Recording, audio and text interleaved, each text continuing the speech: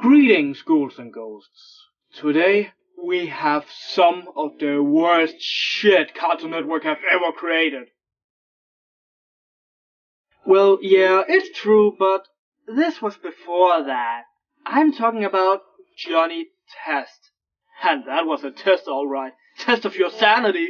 Yeah, although not quite as bad as Teen Titans Go, it still got a bad reputation for being boring, dull, and not very informative nor coherent. And of course, the lack of animation and the fact that it was one of the first Flash animation created shows that most people did hear of didn't help either.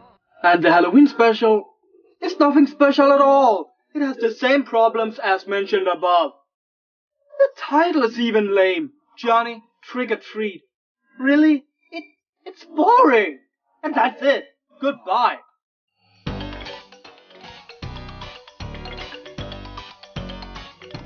Alright, let's look at the episode. The episode starts out with the neighborhood preparing for Halloween and Johnny is not impressed. He wants something real and scary. Why can't someone have a really scary haunted house? Like for real? No, but believe me, that show is more than 10 times better. Johnny and Doogie, God what an awful name. Who names the dog that? The duo finds a knife stabbed into their door. That kinda looks like real blood. Try tomato juice. The letter is an invitation to a haunted mansion where if they can spend the night, they get a ton of candy. Spend the night in the mansion and win a ton of candy! How fucking original. Seriously, how many shows have used this concept? Thousands? But there's a catch. He has to wear the costume enclosed in the letter. What the? And that is the first major joke, folks. He's wearing a tutu. Yeah, that's it.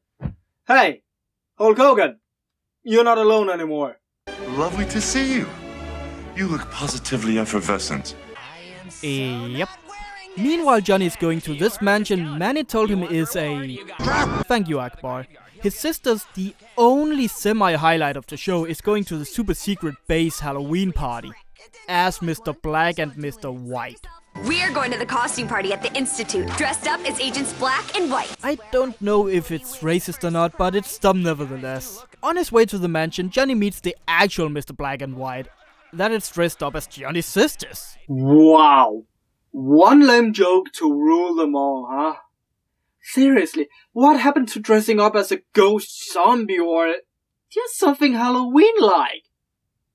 Hey, great! Someone who actually knows how to dress properly. Gonna say, person in the lame ghost costume. It turns out this ghost is in fact the bitchy space girl Gillian from a previous episode.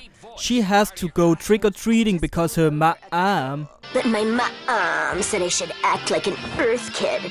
She then asks if she can join them. They agree and are on their way to the mansion.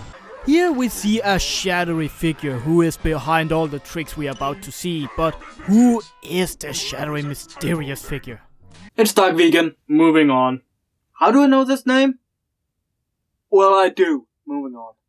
Seriously, if you're going to put any sort of suspense into your show, then don't make the fucking silhouette look so similar to the actual person. They even make it slightly green, which is the color of this person's armor. Here they have a fright of a night since literally everything wants to kill them. But really out of nowhere, a musical starts to burst out where Johnny and Doogie sings about a ton of candy.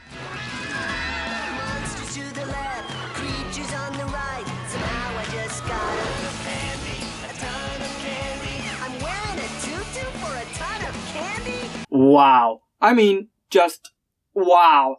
This must be the most lame and boring excuse I have ever seen for a song sequence ever.